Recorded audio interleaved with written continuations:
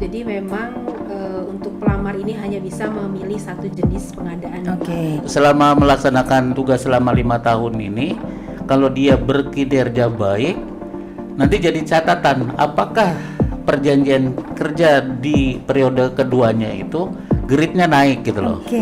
Sama Artinya kerja. kalau macam-macam bisa. Iya, Oke. Ya apalagi kalau dia nanti berkinerja tidak baik gitu. Itu Bisa jadi catatan Mbak Alif. Bu Tri tolong diawasi ya. Siap.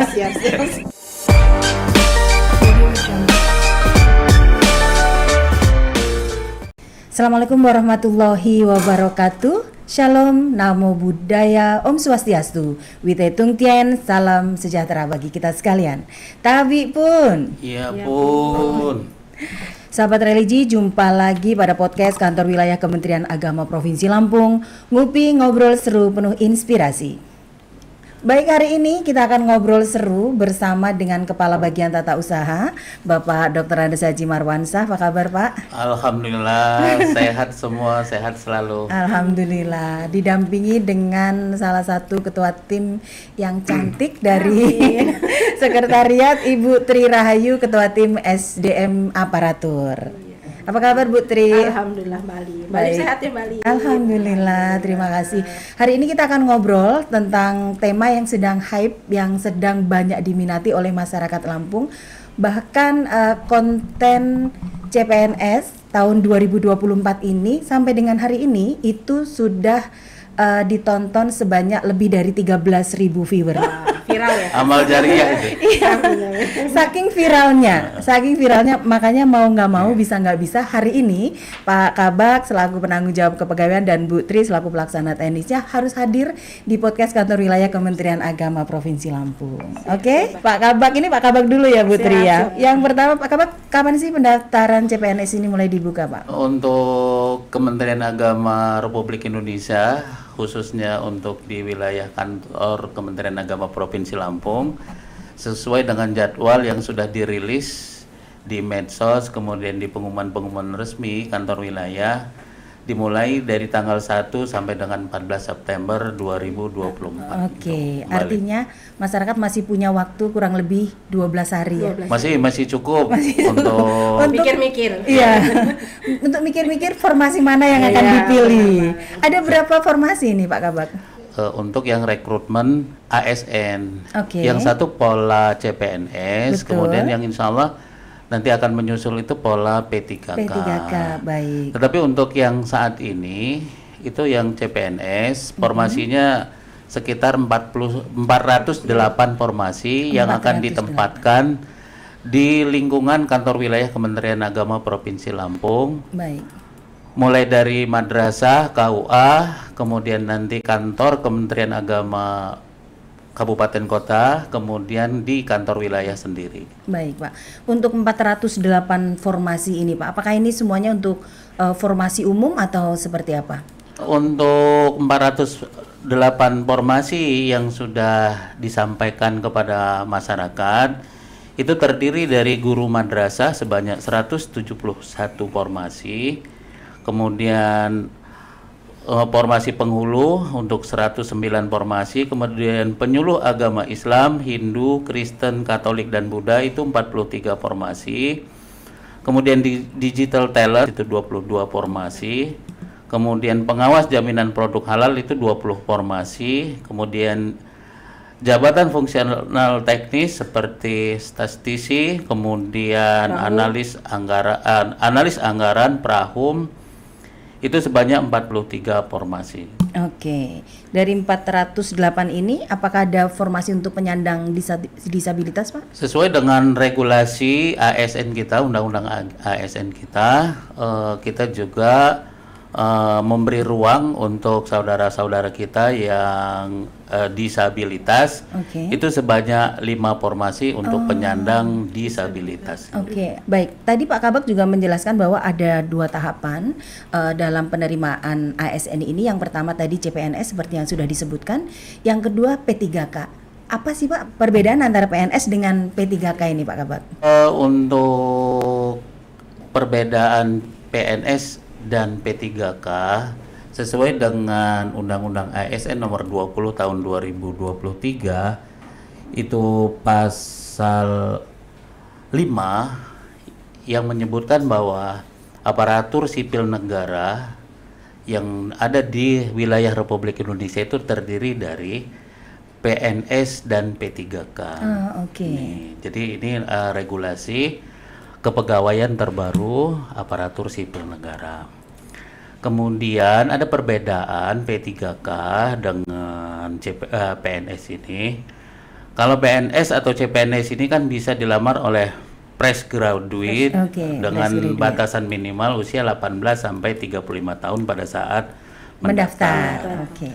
Kemudian kalau P3K ini adalah berasal dari THK 2, tenaga honor 2, kemudian juga tenaga-tenaga honor yang sudah melaksanakan tugas di kantor wilayah Kementerian Agama atau dalam secara garis besar di Kementerian Agama Republik Indonesia gitu. Untuk di Provinsi Lampung berada di lingkungan kantor wilayah. Dengan maksimal usia itu 57 tahun karena batas usia pensiun itu 58 tahun. 57 tahun, Pak? Iya, 57 Artinya tahun. kalau diterima di usia 57 cuma setahun. 1 tahun masa perjanjian kerja. Iya. Kemudian yang selanjutnya untuk masa kerja daripada ASN itu tidak dibatasi, tetapi kalau untuk P3K itu berlaku untuk 1 kali perjanjian kerja. Nanti bisa diperpanjang gitu. Untuk wilayah Lampung ini masa perjanjian kerjanya dimaksimalkan selama 5 tahun gitu ya. Jadi untuk P3K ini ada perpanjangan perjanjian kerjanya? Nanti itu akan dievaluasi, Mbak, ketika memang dari penilaian kinerja itu bisa diperpanjang, nanti ada teknis lebih lanjutnya ya. Berarti ada kemungkinan nggak Pak Kabak P3K ini tidak diperpanjang masa kerjanya ketika evaluasinya bisa mungkin jadi tidak baik gitu? Kan sementara ini untuk memperjelas ini ya, karena ada kekhawatiran. Yang selama ini kita masih tunggu regulasi detail tentang P3K ini, gitu. Baik. Jadi ini kan masih regulasi umum, Pak. Yang detailnya belum. Dan ini kan baru tahun kedua ya, Bu Tri ya. Tahun kedua masa kerja P3K di lingkungan kantor wilayah Kementerian Agama Provinsi Lampung. Kami juga masih menunggu supaya teman-teman P3K ini nyaman gitu dalam melaksanakan tugas segala macam. Memang dalam SK lamanya perjanjian kerja itu 5 tahun. Kita maksimalkan. Kemudian nanti ada evaluasi kerja. Kemudian nanti kan mungkin ada formasi untuk jenjang kelanjutannya ya, jenjang kelanjutannya. Karena selama ini yang kita di perjanjian kerja ini adalah ahli pertama selama melaksanakan tugas selama 5 tahun ini, kalau dia berkinerja baik, nanti jadi catatan apakah perjanjian kerja di periode keduanya itu grade-nya naik gitu loh. Nah, seperti apa? Ini kita juga masih tunggu juklatnya ya. Dari pusatnya seperti apa gitu. Berarti Adit harus hati-hati ya. Kalau Mas Adit ini mungkin sedikit tambahan Pak. Mas Adit ini dari formasi umum P3K tapi formasi umum.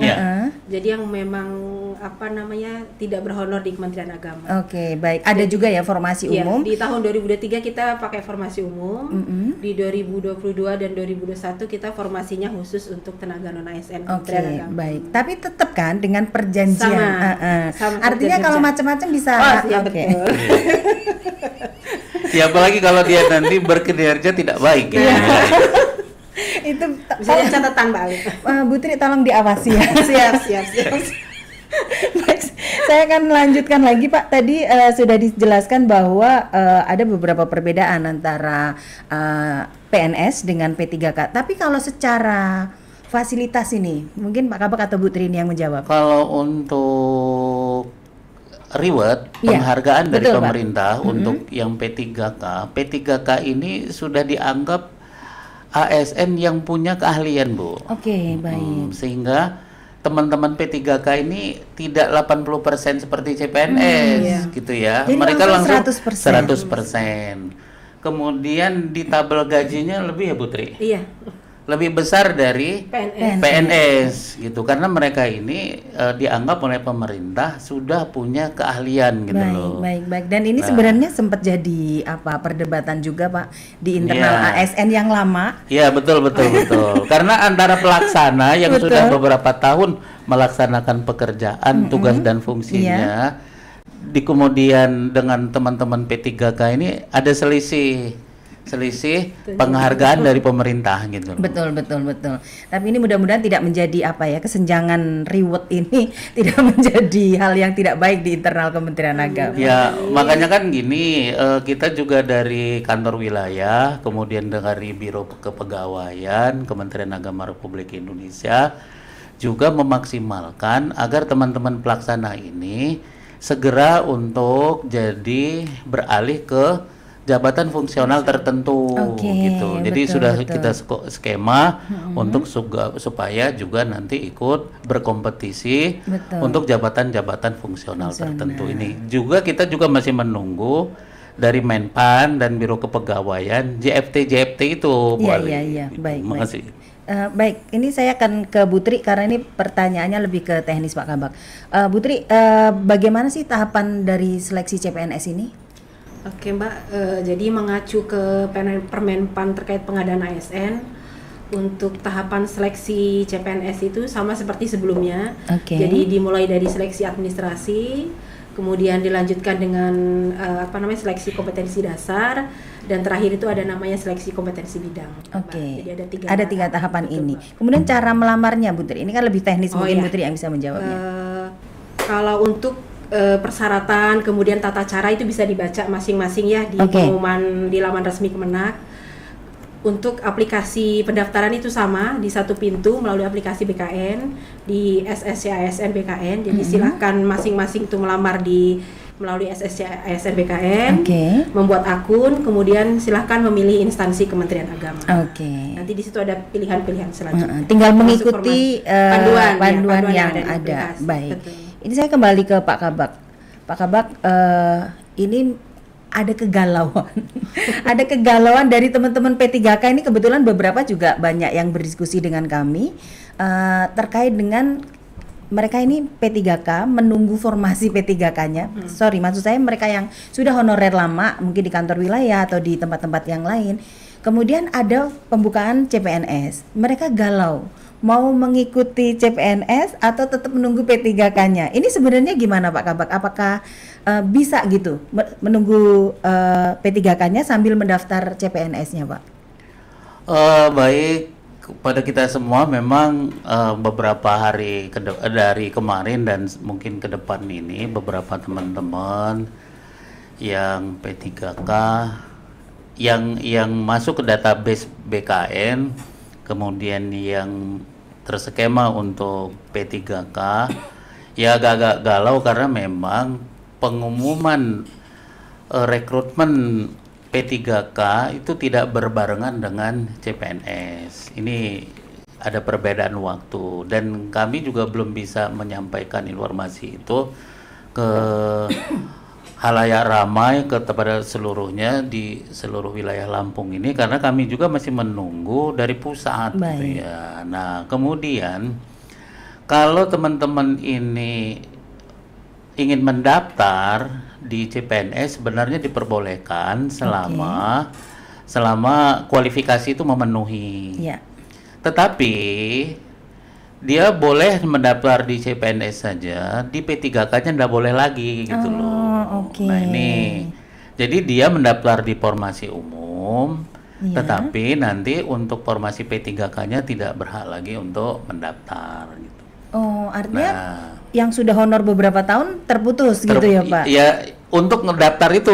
Untuk mendaftar CPNS. Mendaftar itu gitu. Tapi secara akun gimana ini Bu Tri mungkin bisa menjelaskannya? Ya jadi menambahkan Pak Kabak. Jadi memang untuk pelamar ini hanya bisa memilih satu jenis pengadaan. Karena kan di tahun 2024 ini kita ada penerimaan CPNS, kemudian ada penerimaan P3K. Yang penerimaan P3K-nya belum ada pengumuman. Belum, kita masih nunggu. Nah, gara-gara masih menunggu ini tidak berbarengan ini, teman-teman ini kan pada galau nih.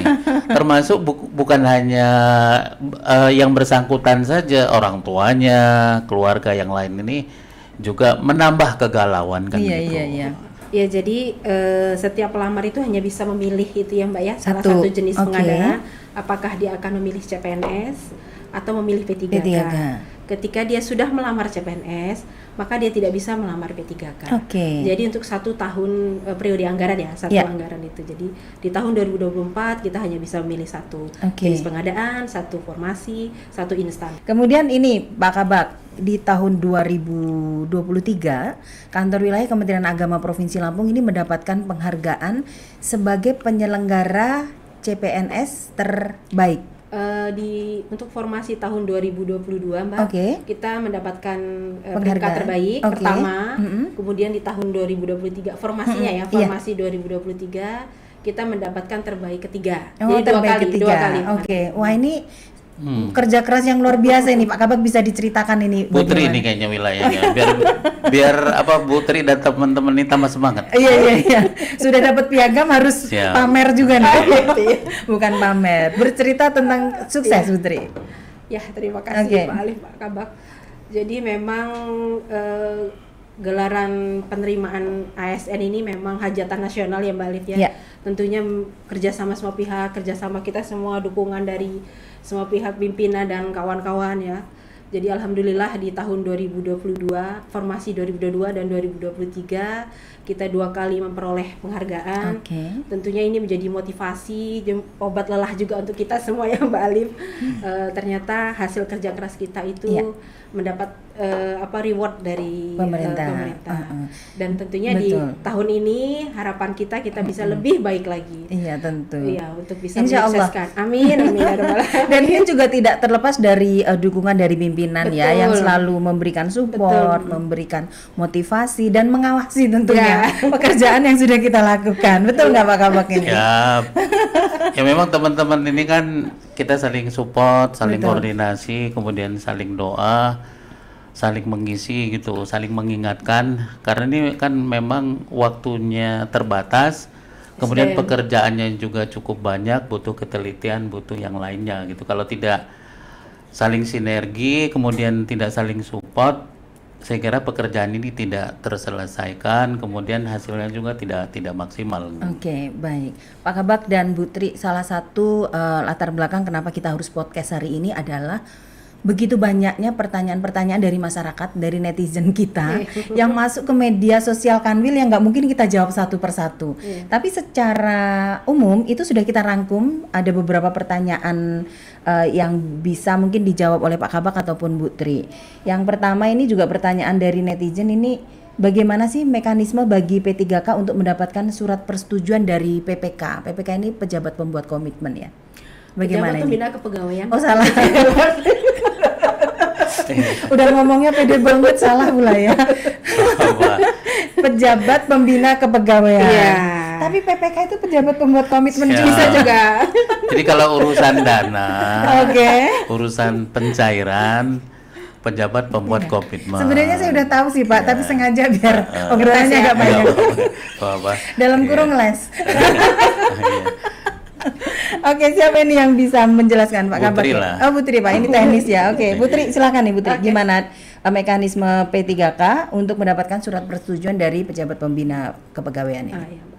Jadi di pengumuman memang sudah tertera ya Mbak Alif bahwa P3K itu masih bisa melamar CPNS. Namun ada beberapa persyaratan yang harus dilengkapi gitu ya. Salah satunya itu dari masa kerja. Jadi P3K ini harus memiliki masa perjanjian kerja itu minimal 1 tahun. Kemudian mendapatkan persetujuan tadi dari PPK. Gimana alur PPK? Jadi kita meminta dari yang bersangkutan yang akan melamar CPNS itu mengajukan secara berjenjang ke pimpinan unit masing-masing. Misal dari guru madrasah, jadi berjenjang mengajukan permohonan kepada kepala madrasah, kemudian kepala madrasah ke kepala Kemenak Kabupaten Kota, selanjutnya ke Kanwil. Pak Kanwil. Oke, baik. Dan tentunya ini diberikan kewenangannya itu di Pak Kanwil selaku PPK Eselon 2. Okay. Apakah selaku pejabat pembina kepegawaian, apakah beliau mengizinkan atau tidak? Oke, baik.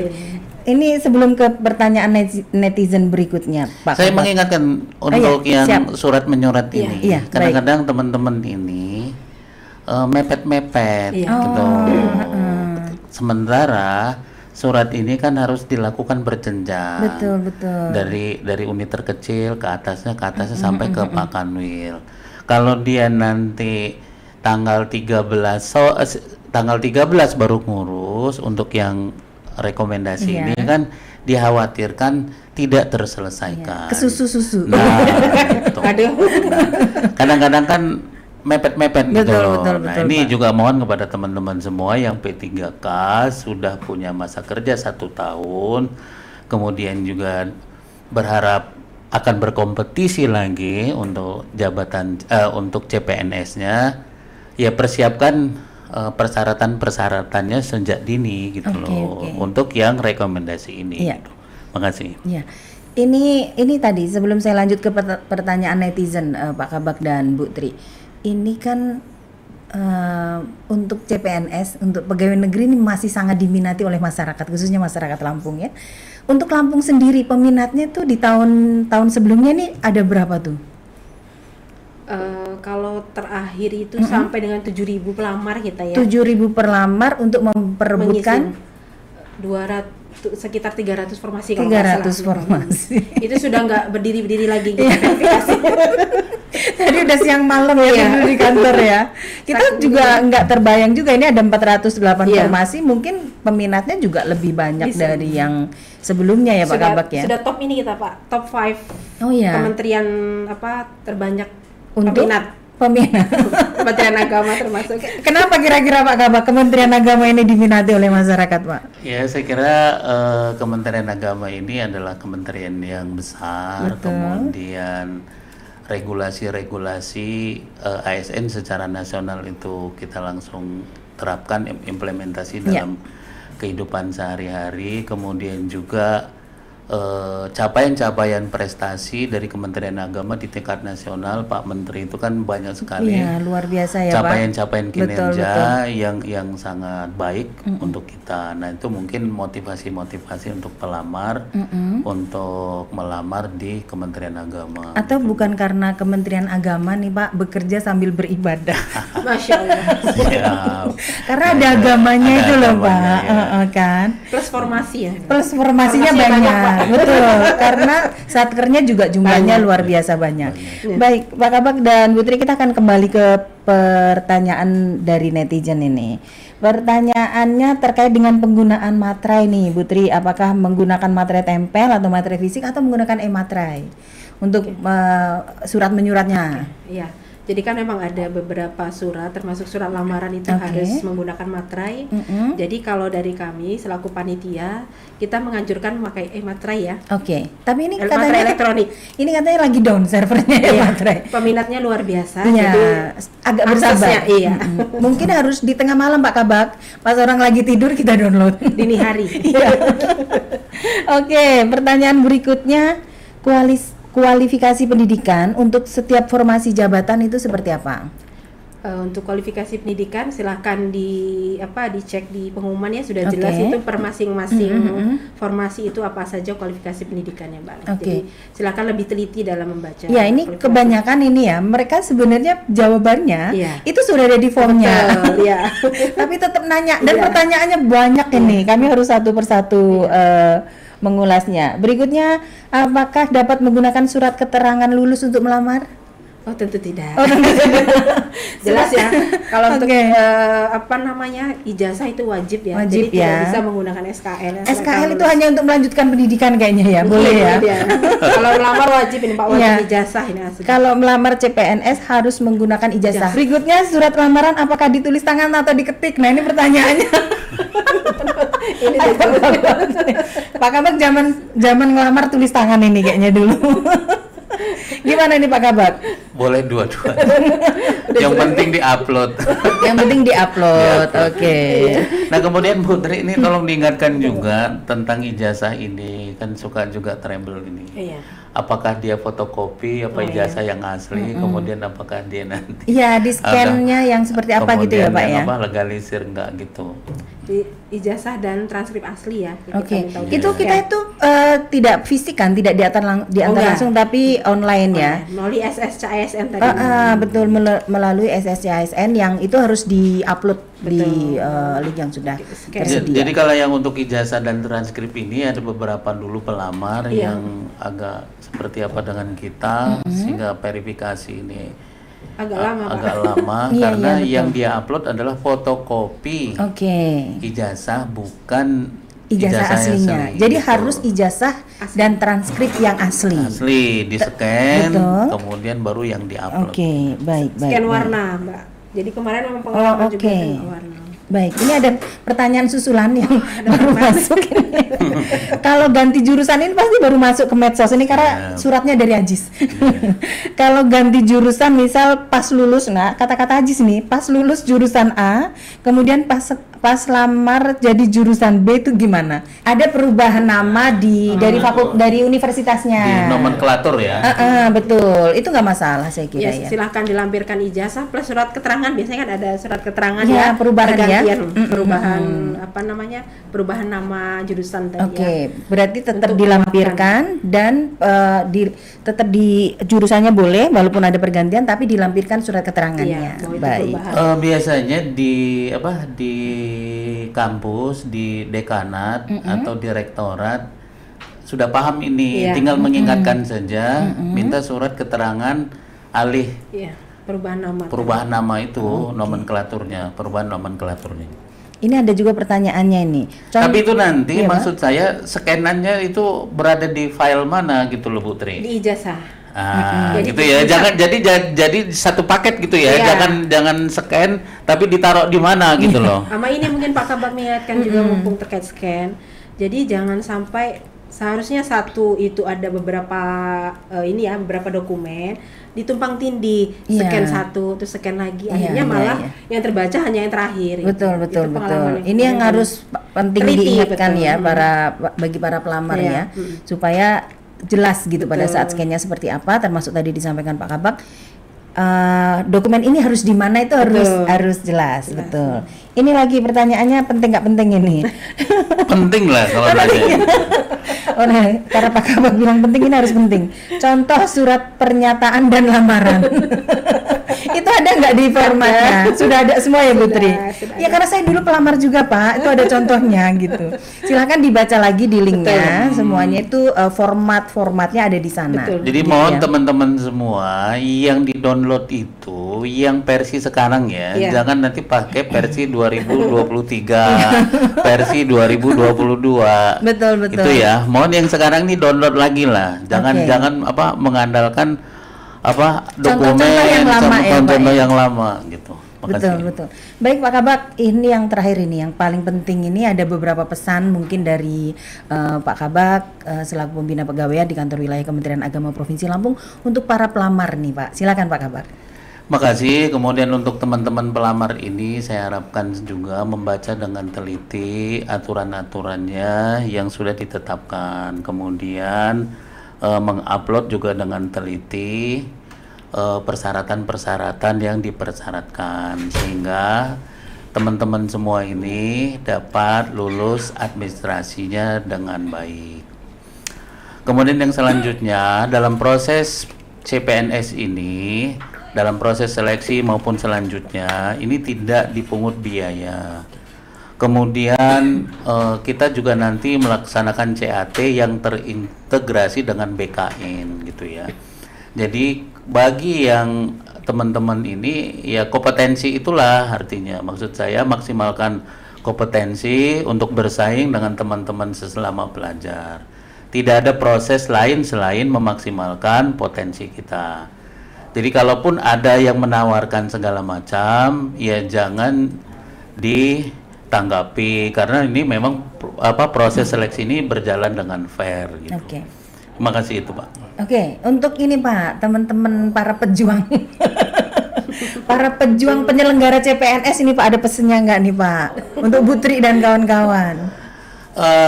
Buat teman-teman semua, mudah-mudahan nanti kan dengan pengalaman-pengalaman kerja kita beberapa tahun yang lalu, sehingga ketemulah pola kerja yang baik, kemudian nanti saling support dan seterusnya. Memang pekerjaan ini untuk yang tim SDM nanti dibantu juga oleh bidang-bidang terkait Bu Alif. Siap. Dari misalnya dari bidang Penmat, bidang Urais, Penais, kemudian juga dari Pembimas dan bidang Hindu gitu untuk membantu di verifikasi. Tetapi kalau sudah supervisi ini memang sudah wilayah tim SDM. Saya kira itu, kemudian juga jaga kesehatan, kemudian juga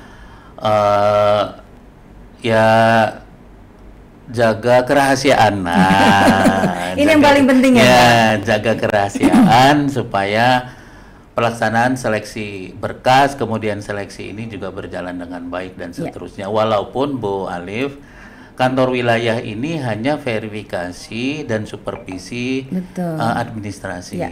Jadi ini wilayah Kanwil ya. Jadi saya sampaikan sekali lagi kepada semua bahwa kantor wilayah Kementerian Agama Provinsi Lampung ini hanya verifikasi dan supervisi berkas administrasi. Untuk urusan seleksi dan seterusnya ini sudah wilayah BKN. Betul. Nah, yang menyebutkan nanti pengumuman nanti adalah by name by address dari BKN. Gitu. Ini yang harus dipahami oleh seluruh masyarakat ya, Pak Kabak ya. Baik Pak Kabak, terima kasih banyak. Bu Tri, terima kasih banyak. Mudah-mudahan semua proses ini dapat berjalan dengan lancar ya Bu Tri ya. Dan amin. Selamat bertempur. Semangat. Sudah teruji. Sudah teruji ya Pak. Tahan banting. Mudah-mudahan pokoknya semua prosesnya dapat ini. Kalau kekurangan tenaga ada Ajis, ada Adit ya. Ada sudah diberdayakan juga ini. Baik, sekali lagi terima kasih Pak Kabak dan mudah-mudahan semua proses ini dapat berjalan dengan lancar. Sahabat religi, demikian tadi podcast bersama dengan Kepala Bagian Tata Usaha dan juga Ketua Tim SDM Aparatur Kantor Wilayah Kementerian Agama Provinsi Lampung terkait dengan penyelenggaraan CPNS tahun 2024. Jangan lupa untuk terus memantau akun resmi Kantor Wilayah Kementerian Agama Provinsi Lampung, baik itu di medsosnya, baik itu di websitenya dan lain sebagainya. Mudah-mudahan semuanya dapat berjalan lancar. Terima kasih. Terus saksikan Ngupi Ngobrol Seru penuh inspirasi dan like, komen, serta subscribe. Assalamualaikum warahmatullahi wabarakatuh dan sampai jumpa.